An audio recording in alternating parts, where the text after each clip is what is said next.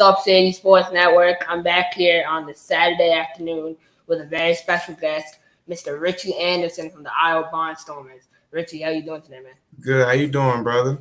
I'm doing great. Really excited to have you on here. Got a lot to talk about, from this season, last season, your college career.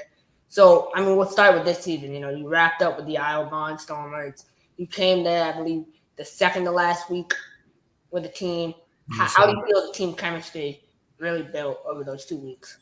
Well, I just want to thank those guys, to be honest. From day one when I got in, I didn't really feel like I was a new player. Everybody embraced me, from the coaches, from Kirby, the equipment manager, everybody. So, it gelled pretty quickly.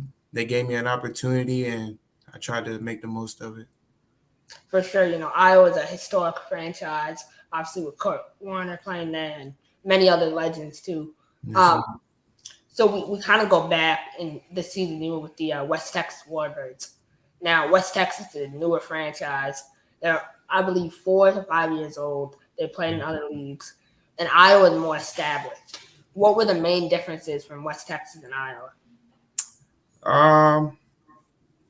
Yeah, I could just probably say that. But in West Texas, though, it's definitely a big fan base. From the years that they have spent, they definitely have a fan base there. But yeah, Iowa, you can definitely tell it's more. What's the word I should use? I'm not exactly sure what word to exactly use, but you know what I mean. It's more historic. For sure. Yeah. So, obviously that's kind of, with newer teams, older teams, but the goal is to eventually develop into that bigger franchise. Yes, sir. So NAL and IFL, I see a lot of people comparing the two. I try to tell people they're 2 different ball games. Yes, sir. What are some differences that you personally noticed playing both leagues? I could just say, I guess, the difference with the back ends. So in the NAL, there's two backers. Really, none of them are going into a coverage. Whereas in the IFL, there's that extra DB, which gives them the ability not to just play man with a bracket or with combination help. It's a lot of actual outside schemes, which makes the game a lot different. The flow of the game is different. The speed of it, everything is still arena football, but it's definitely a complete difference. 100%. So kind of going all the way back to your high school career. I know that's a little ways back, but were you a multi-sport athlete in high school? I was up until my junior year. So I ran track. I played basketball and football. And then as things started to progress with the colleges and things like that coming in, my high school coach just kind of shut all that down. And it became football 24/7. For sure. So, being a football athlete in high school with, a bigger name and a lot of, there's a lot of players nowadays that kind of get lost in that, name and notoriety. So how did you stay mentally locked in on your academics during that? I had a lot of great coaches from 8th grade all the way on up. Like, I had a lot of coaches that took me in. Coach Wayne Yarbrough, our head coach, Ben Wright. We had a lot of guys. Coach Derek Scott, who was also a police officer in our community. They helped not only me, but a lot of the athletes that were coming out. We had a structure in our high school that helped all of us, and it definitely kept me in line, for sure. So you're from the DMV area, which Yes, is, sir. really underrated with the talent that it produces. What about the DMV area makes you proud of it? I think the individuality of all our players. You can't really look at a person who comes from our area and point us out and say, "Oh, he's from the DMV." I feel like when you have different styles like Texas and Florida and California, they kind of have their style of play. Whereas I feel like when you come from our area, we play teams that ran the West Coast style and played finesse, and then we would go play teams that were more hard-nosed. So I think it's just the versatility and the individuality of us. So kind of after high school, right? Like high school is a weird place. I'm in high school currently. you kind of towards your future. Seeing your dad was in the NFL for 12 years, long career, really successful. How did you use your dad as inspiration to kind of reach your own personal goals? My dad was pretty much in my ear since I started playing. Him and my mother as well, but they kind of had the opportunity to experience a lot of the things that I was getting ready to go through. So I was a lot of steps ahead as far as being able to see what I needed to get done in order to get where I wanted to go. So I mean, it was really a blessing to be around other players. Not only that, but just be around other coaches as well, that give you the idea of, like I said, what it takes and what to expect. So after high school, you went on and you went to Penn State. Mm-hmm. Penn State is a huge program. Yes, sir. But obviously at Penn State, there's been a lot of controversy, over the past, I would say 10 years ago. Right. Um, how were you able to look at that and kind of move past that when making your decision? Originally, I was committed to play football in Maryland. And what happened was my little brother actually wanted to go to the Ohio State game, Penn State, Ohio State. So we went. And when we went, my whole class that was coming in with me, the guys who were committed, they were there. So it was like Christian Hackenberg and Adam Brenneman and Jordan Smith and all those guys. They kind of led me into understanding that everything that was going on outside, as far as people having something to say about what was going on, it wasn't something that the people at Penn State even acknowledged. Not that they didn't acknowledge it, but you know what I mean. It was more about the tradition of the school, and the fans didn't care if we were going to a bowl game or not. It was going to be 98,000 plus every Saturday. So being in that game for Ohio State and feeling the emotion in my chest and everything like that, there was no way that I wasn't going to go play at that school. So going to Penn State, it's obviously like you talked about a bigger school. Your first couple of weeks, how did you settle in? My first day was pretty bad. We got to the meeting. Me and my roommate, we left high school early, so we left for college in January. And our first day, we were not even a minute late. We were actually 1 minute early, but they were making a point. And from that day on, we had a 5 a.m. the next day. And from that day on, I realized that it was a whole different ball game. But it was a great adjustment. They have all the tools you need. So it wasn't too crazy. What are the facilities like at Penn State? They're a lot crazier now than they were when I was there. They were actually renovating when I was there. But, I mean, the facilities are second to none. Literally everything you need, from grass to turf to the indoor. We had sand, dunes, hills, everything you needed to succeed is there. How do you feel like the athletic department assists like student athletes, specifically football players, with the type of resources you're given? I looked at it as, I mean, there's everything you need. Tutors. I mean, you got counselors that were specifically given to certain positions. So it's like it wasn't that the counselor was always backed up or anything like that. So when you go to a program like that, it's kind of hard to fail. Yeah. So, at Penn State, you made the decision to transfer to another school. Mm-hmm.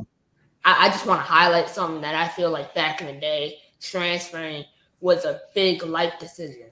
I'm not saying it's not like that now, but it's a lot more like you can transfer multiple times. Mm-hmm. Back then, you kind of transferred once, and it was a huge life decision. So, right. How did you come to that conclusion that you wanted to transfer? So when I decided to go to Penn State, I went there for a completely different staff, which is the staff that I played under my freshman year. I had come back in for the spring, and it's just like anything else. It's just, to me, I looked at it as like I was in recruiting again, because when you're going through recruitment, the objective is to pick the right school, but you're also picking based on who you believe is going to be coaching you. So just going through that time in the spring, uh, after I played my freshman year with the new coaching staff, I just decided that I had opportunity and that it was best to go. So Temple is a school that's known for multi-purpose things. You know, Hmm. kind of known for its party life a little bit. Right. It's known for it's known for football, but the big Temple's a big basketball school. For sure. So going to Temple in Philadelphia, it's right outside the city, I believe. Um, It's actually like smack dab in North Philly. really. Yeah. Like Um, in the center of it. so being, I mean, North Philly, it's an interesting place. When I think of Philly, I think of Meek Mill. I think of he put Philly on the map. Is For Philly everything they advertise it to be? For sure it is. Like I honestly didn't uh not say I didn't know too much about Philly because I have family out there, but I hadn't spent too much time in the city of Philadelphia until I went there. And it was completely different than what I would have expected. I mean, I enjoyed my time there tremendously, from the people around to just the atmosphere of Philadelphia in general. It's definitely everything they advertise it to be, for sure. So I'm going to Temple. In the city. What was that school experience like? If you had to compare it to Penn State? Mm. I mean, I'm more of a city type of guy. So I enjoyed waking up in the city and, the commotion, people always at all times, people always outside. So the only difference was I could say is probably more distractions, more ways to get distracted, more things that could take you away from focusing, I guess. But that's what I'm saying, where I feel like each school has the people in place that they need in place to keep everybody in line. So, So after your college career, mhm. sitting down and evaluating your professional opportunities, what was that process like? To be honest, I stopped my college career. Um, I would say about 4 years ago. I had a daughter. I was about to go and try to get back and play D2 again at a couple schools. And I just chose to sit down. But when I did decide to pick this back up again, it wasn't any options. I had to get on my horse. I had to email out the film that I did have, and God willing, Coach Manas gave me a chance to come into camp last year, and the rest is history. I've been trying to stack the bricks ever since. So kind of start, I mean, having a daughter is a big life event.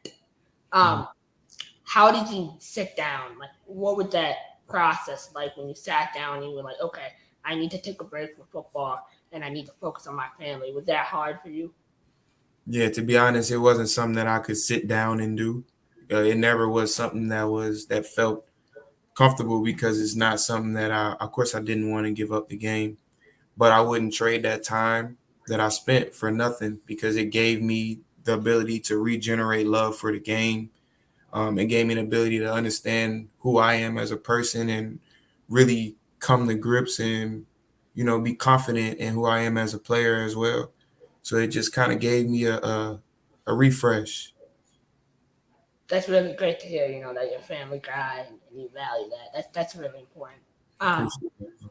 so Coach Benas, he's a legendary arena coach. He has a great career. He's won back-to-back championships in Albany. Um, Mhm. what was that experience like for the time that you were there, being able to learn from him?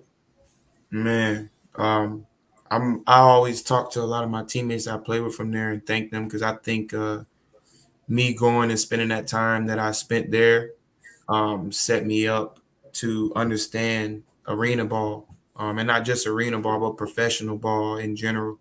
The way that they carried every day, the expectations we held for each other during that time period, it was real. It helped me become a professional. So I learned a lot up there for sure. So kind of transitioning here a little bit to the off season.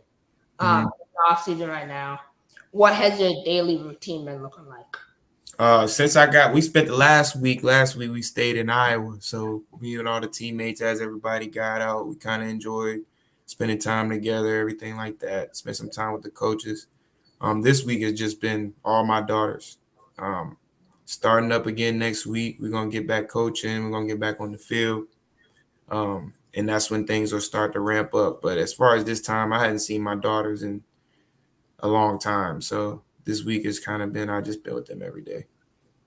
So, seeing your daughters is huge. One thing that I wanted to really touch on is, this week or this month is the Women's Soccer World Cup. Wow. We see girls representing their country in multiple ways. How important do you believe women in sports are? Oh my goodness. I think that's actually taken a big jump this year, with the LSU women's team and a lot of LeBron and those guys putting more light onto the WNBA. But women's sports are important. Um, I've never felt a difference in between them, in between the two. So when it's college sports, I'm watching the women's and I'm watching the men's. And nowadays, the women's are actually starting to become a lot more entertaining than the men's. They're bringing a lot more energy. So I think it's very important that, especially for young girls, to see that girls like them is not just a man thing. Sports has never been just for men. So I personally believe that Angel Reese could start on a lot of men's college basketball teams. for Like, sure, for real, right now, honestly.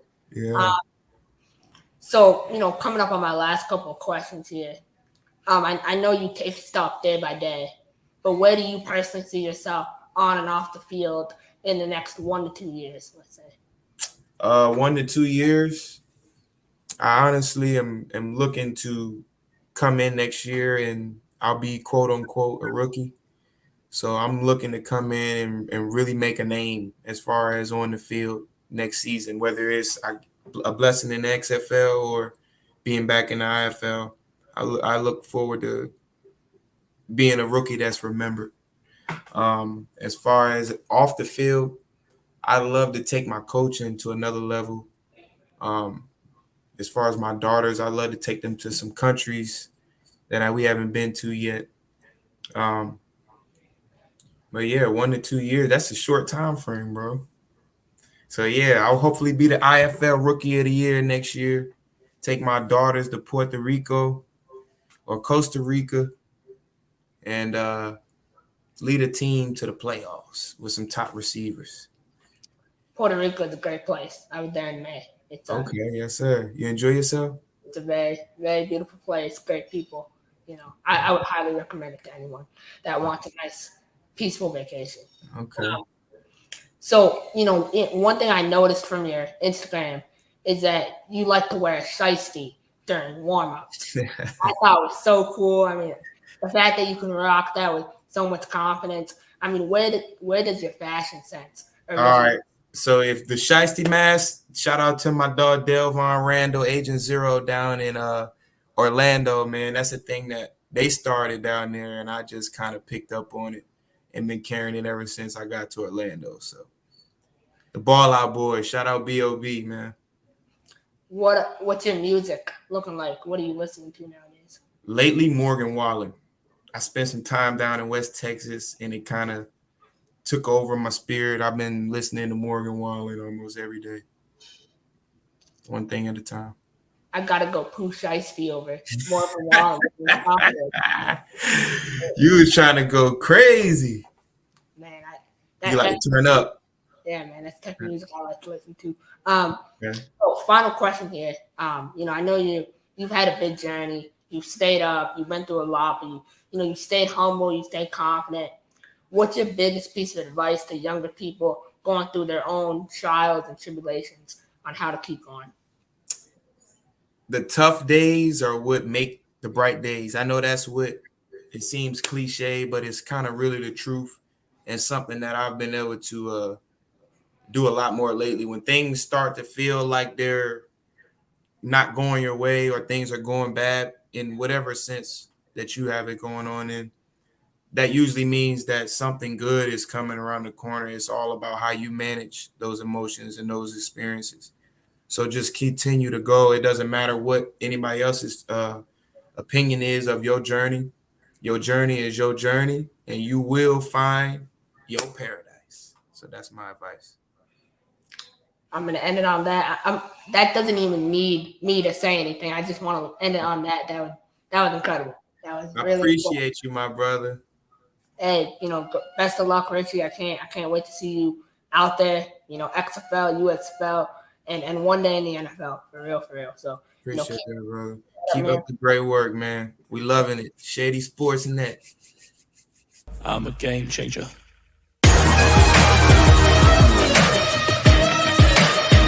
I'm a game changer.